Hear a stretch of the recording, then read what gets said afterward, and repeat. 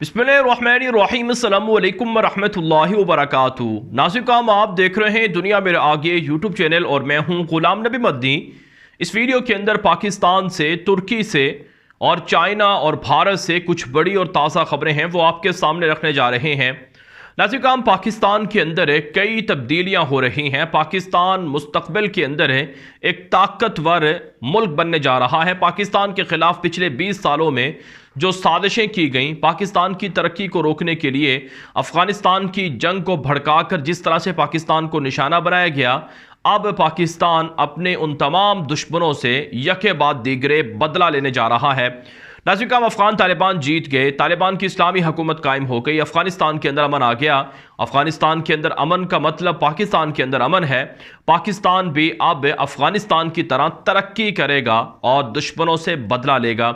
20 साल तक भारत ने अफ़गानिस्तान की सरजमीन से पाकिस्तान पर हमले किए, पाकिस्तान में दहशतगर्दी करवाई, पाकिस्तान के अंदर बागियों को खड़ा किया, लोगों को ख़रीदा, लेकिन अब ऐसा नहीं होगा।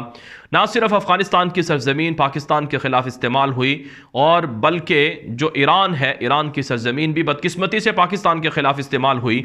ईरान के अंदर BLA और दीगर जो पाकिस्तान मुखालिफ दुश्मन हैं वो जाकर छुप जाते थे, लेकिन अब ऐसा नहीं होगा, अब उनके ख़िलाफ़ कार्रवाई की जाएगी। भारत जो पाकिस्तान का असली और रिवायती दुश्मन है वो पाकिस्तान के ख़िलाफ़ फॉल्स फ्लैग ऑपरेशन करता रहा, पाकिस्तान के ख़िलाफ़ सर्जिकल स्ट्राइक की कोशिशें करता रहा, पाकिस्तान को बदनाम करता रहा, लेकिन अब ऐसा नहीं होगा। अमेरिका, यूरोप, नेटो पाकिस्तान के साथ माजी में जिस तरह के रवैये रखते थे, लेकिन अब ऐसा नहीं होगा। क्यों? क्योंकि नाज़रीन, पाकिस्तान भी अब तरक्की करेगा और तरक्की कर रहा है। जिस तरह के अफ़गानिस्तान के अंदर एक मुस्तहकम हुकूमत आने के बाद वहाँ तरक्की शुरू हुई है और दहशतगर्दी, बदअमनी ख़त्म हुई है, इंशाअल्लाह इसी तरह पाकिस्तान के अंदर होने जा रहा है।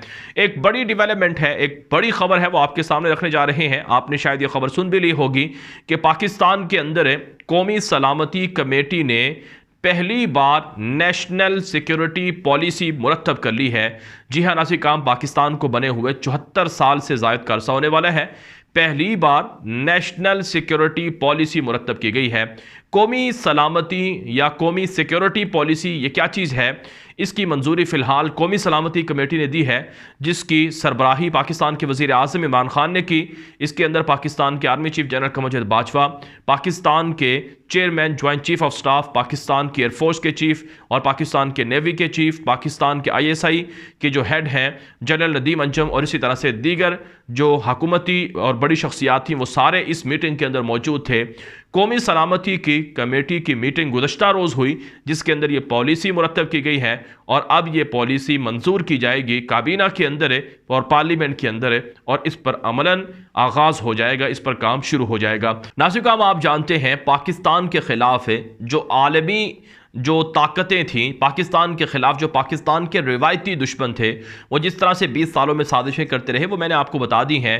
अब आइंदा ऐसा नहीं होगा, क्योंकि जो नई नेशनल सिक्योरिटी पॉलिसी बनी है, इसके अंदर ये बात तय कर ली गई है कि हमने भारत के साथ कैसे चलना है, भारत को किस तरह से जवाब देना है और भारत का मुकाबला कैसे करना है। इसके अंदर यह बात तय कर ली गई है कि हमने अफ़गानिस्तान के अंदर क्या रोल प्ले करना है, अफ़गानिस्तान के अंदर किस तरह से नई हुकूमत के साथ चलना है और कैसे मुस्तकबिल के अंदर पाकिस्तान और अफ़गानिस्तान के ताल्लुकात होने चाहिए। ईरान जो पड़ोसी मुल्क है पाकिस्तान का, 900 किलोमीटर बॉर्डर है पाकिस्तान को, उसके साथ कैसे रवैया रखना है, ताल्लुकात कैसे रखने हैं, ये तय कर लिया गया है। और पाकिस्तान के अंदर से जो बैरून मुल्क के लिए जासूसी करें, गद्दारी करें, उनके साथ ताल्लुकात बनाएं और ताल्लुकात भी इस नोयत के बनाएं कि वो पाकिस्तान को नुकसान देने के लिए हों, तो उनके ख़िलाफ़ कैसा रवैया होगा, कैसा उनके साथ किस तरह से निपटा जाएगा, ये सारी चीज़ें इस बात के अंदर तय कर ली गई हैं।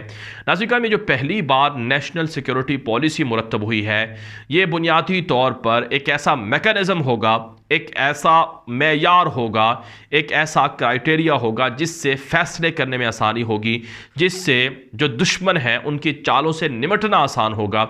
ये एक ऐसी पॉलिसी है जिससे भारत की चीखें निकल रही हैं। हमने कल से भारत के मीडिया को मॉनिटर किया है।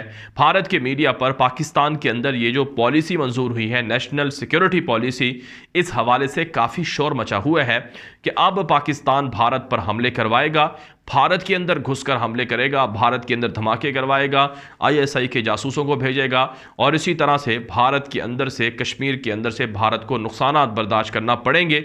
इस तरह की बातें भारतीय मीडिया पर की जा रही हैं।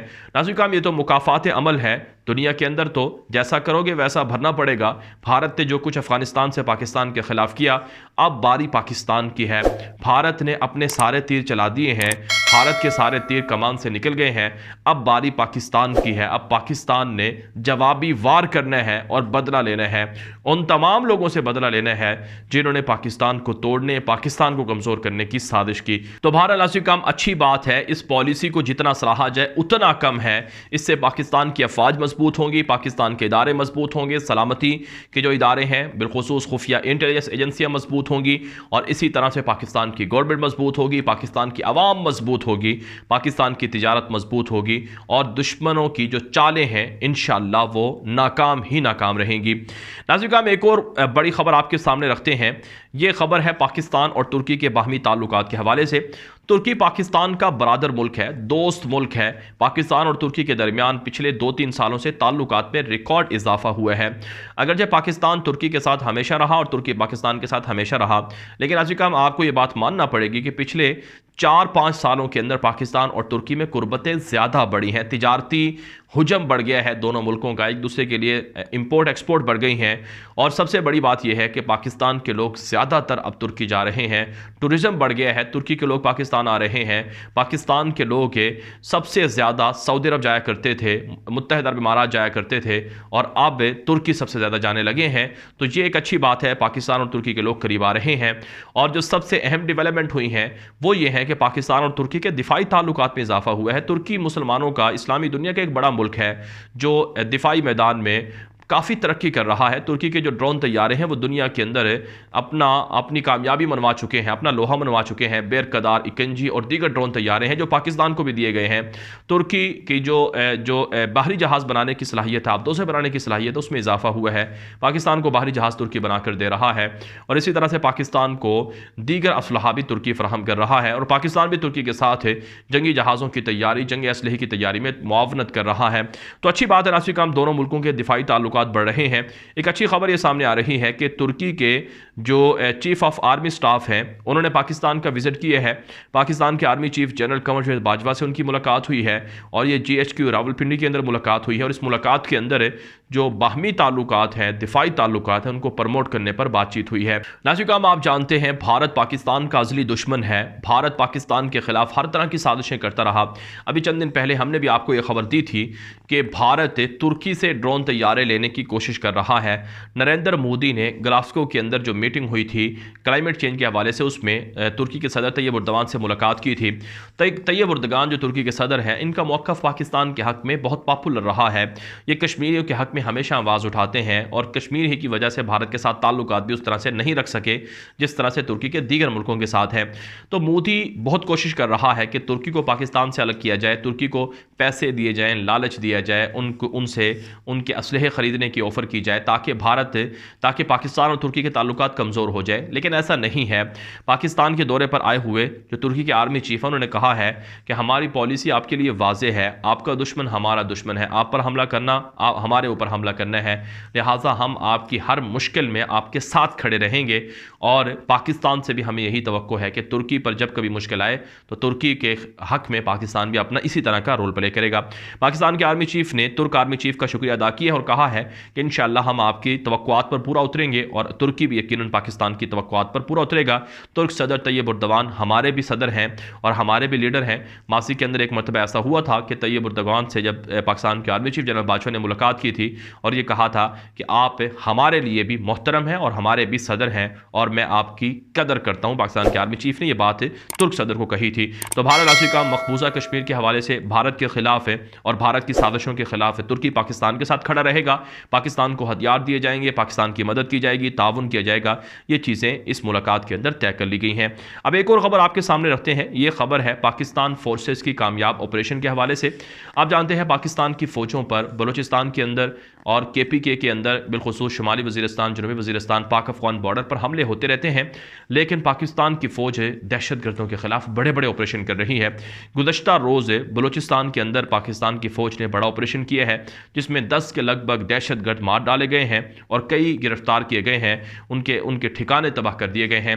पाकिस्तान की फ़ोर्सेस कुर्बानियाँ दे रही है। पाकिस्तान की फ़ौजें जो कुर्बानियाँ दे रही हैं वो रायगा नहीं जा रही हैं, बल्कि मुल्क मजबूत हो रहा है और दुश्मनों के जो साजिशें हैं, जो उनका फितना है, उसे कुचला जा रहा है। नाज़रीन, बलूचिस्तान के अंदर जो पाकिस्तान की फोर्सेस पर हमले होते हैं, ये बुनियादी तौर पर BLA के दहशतगर्द और दीगर अलहदगी पसंद करते हैं, जिनको भारत की जानब से सपोर्ट मिलती है, जिनको ईरान की जानब से और दीगर मुल्कों की जानब से सपोर्ट मिलती है। लेकिन अब ऐसा नहीं होगा, क्योंकि अफवाज पाकिस्तान अब बड़े बड़े ऑपरेशन करके दुश्मनों की जड़ें काट रही हैं। अफगानिस्तान के अंदर भी घुसकर ऑपरेशन किया जा रहा है और पाकिस्तान की सरहदों पर ईरान के अंदर जो छुपे हुए दहशतगर्द हैं, उनके खिलाफ भी ऑपरेशन किया जा रहा है। इंशाअल्लाह ये मुल्क तरक्की करेगा, वतन अजीज पाकिस्तान मुस्तहकम और मजबूत होगा और पाकिस्तान की तरक्की उम्मत मुस्लिमा की तरक्की है, पाकिस्तान की मजबूती मुसलमानों की मजबूती है और ये इत्तिहाद और ये मुसलमानों का उरूज इंशाअल्लाह इसी तरफ से बढ़ता रहेगा। इसके लिए हमें ताउन करना चाहिए, दुआएं करनी चाहिए, अपना हर तरह का रोल प्ले करना चाहिए। ये वीडियो दोस्तों के साथ व्हाट्सएप पर, फेसबुक पर, ट्विटर पर, इंस्टाग्राम पर, हर जगह पर शेयर कर दें, ताकि लोगों को मालूमात मिल सकें, लोग हकाइक जान सकें। अपनी राय कमेंट के जरिए से, व्हाट्सएप के जरिए से दिया करें। आपकी राय की रोशनी में वीडियोस को मजीद अच्छा और बेहतर बनाया जाता है। अब तक के लिए इतना ही इजाजत दीजिए। अस्सलामु अलैकुम वरहमतुल्लाहि वबरकातुहू।